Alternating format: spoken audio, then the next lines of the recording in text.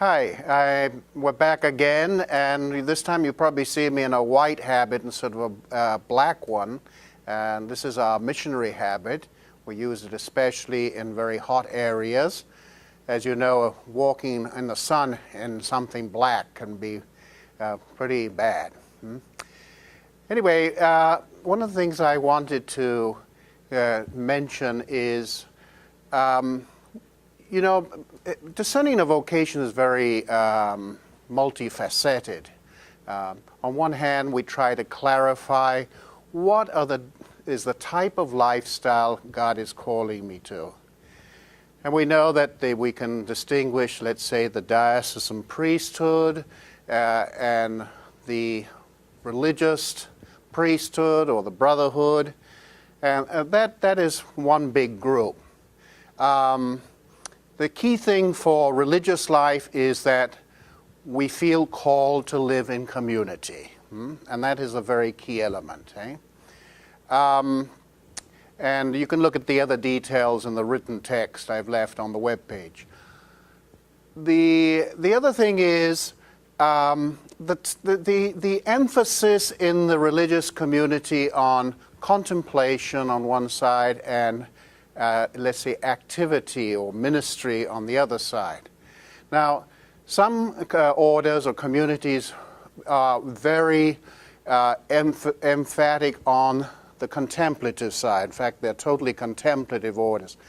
Take an example, the Trappist. Now, they don't go out to do ministry outside, so it's highly contemplative. Other orders, like the Jesuits, are highly active. And then there are those orders that somehow combine both aspects. So that's one thing you want to also look at when you're looking at different religious orders or communities. And then you've got, we could call the spirituality or the charism. What is the type of spirituality that sort of is like at the heart of that order? And I'll give you the example of the Passionists. We Passionists, we're sort of like blending in the contemplative and the active aspect of life. We have our life of contemplation, of study, of praying together, praying on our own, as well as preaching, going out to do ministry. For instance, like we might be preaching in retreats, in a retreat center, preaching a parish mission, visiting the sick, or those in prison, because we see in these people who are suffering, taking a message to those who are suffering. And that sort of connects with our spirituality. Our spirituality is centered on the passion of Jesus Christ, so addressing very much the issues of suffering and death. But very especially we Passionists see in the passion of Jesus the most in manifest expression of God's love for us. And that really sets our hearts on fire. And that's what gives us enthusiasm, that's what gives us vitality. And this is like a main focus of our prayer life. Now, apart from this discernment process, see if these are things that are connecting with what you feel God is calling you to, there is another dimension which I call experiential knowledge. Once you have, let's say, one or two or three communities which you feel is in this area of what more is in line with your life, go ahead and, let's say, visit a community, participate in their prayer life, have a meal with them, and you're going to get somehow get a feel of the community life. So you feel for that community.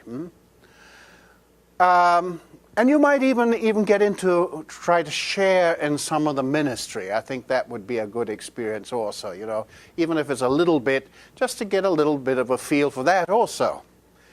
But one of the things that I find constantly as a great barrier to many people who are journeying to discern their vocations, they can come to the conclusion and the realization that this is the lifestyle, but they just cannot get themselves to get committed to move forward.